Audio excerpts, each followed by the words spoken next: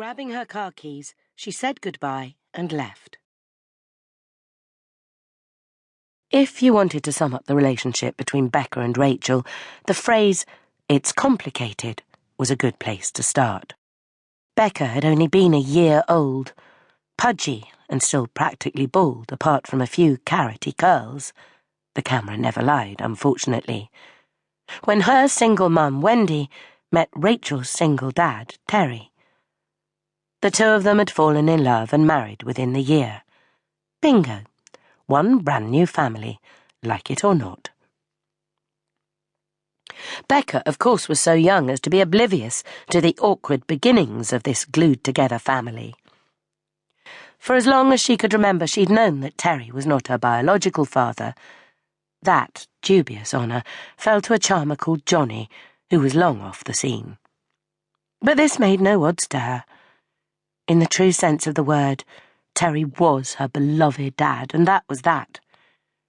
But Rachel, 9 years older, seized on this as a source of great resentment. "He's my dad," she would hiss, eyes flinty, whenever Becca was wheedling to be carried or read a story, or, when older, trying to catch a tenner from him. "There's plenty of me to go around," Terry had always replied easily. But in hindsight, Becca could see how it must have rankled with Rachel.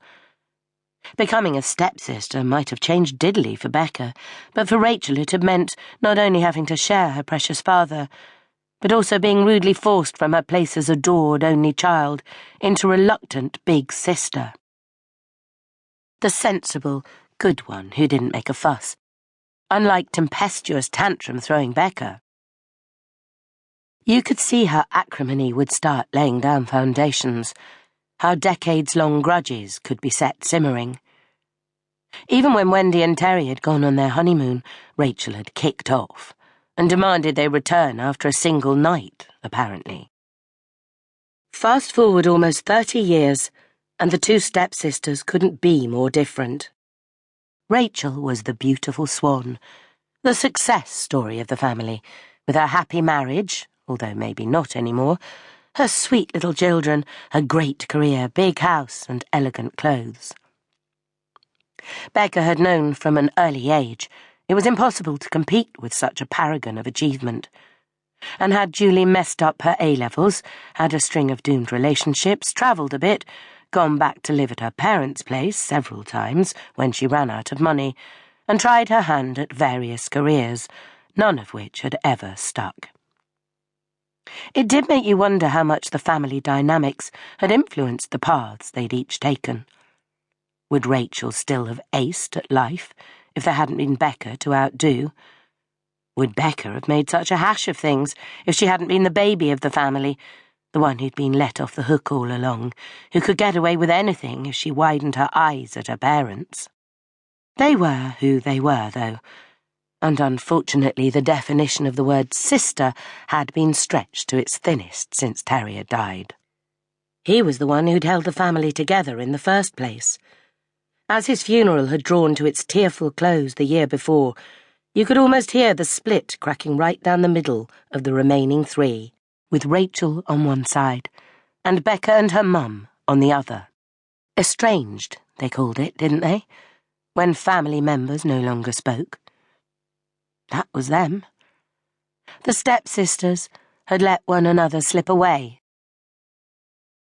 Out of sight, out of mind, no longer needing to keep up a pretense that they'd ever liked each other or got on. Until this evening, with the phone call that had hauled Becca right back across the divide. The car started first try, always a bonus, and she drove off, flicking the V's at the white horse as she went past, in the hope that nosy Nick would see.